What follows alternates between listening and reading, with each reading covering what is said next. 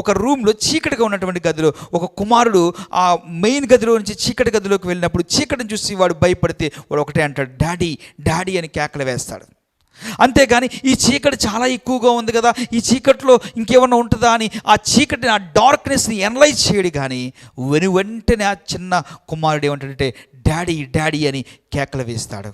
Similarly మన జీవితంలో కూడా ఛాలెంజెస్ మనకు వచ్చినప్పుడు, మన జీవితంలో కూడా సమస్యల గుండా మనం వెళుతున్నప్పుడు, మన జీవితంలో మనం ఎదుర్కొన్నటువంటి, మనము ఊహించినటువంటి ఆ పరిస్థితులు, మన జీవితంలో ఆ అన్సర్టనిటీతో కూడినటువంటి పరిస్థితుల్లో మనం వెళ్ళినప్పుడు మనం కూడా దేవుడి మీద ఆధారపడాలి. ఎలా అయితే చిన్న కుమారుడు ఎలా అయితే తండ్రి మీద ఆధారపడతాడో మనం కూడా దేవుడి మీద ఆధారపడాలి. 2వ వచనాన్ని మనకు చూస్తే, యెహోవా వలనే నాకు సహాయము కలుగును, ఆయన భూమి ఆకాశములను సృజించిన వాడు.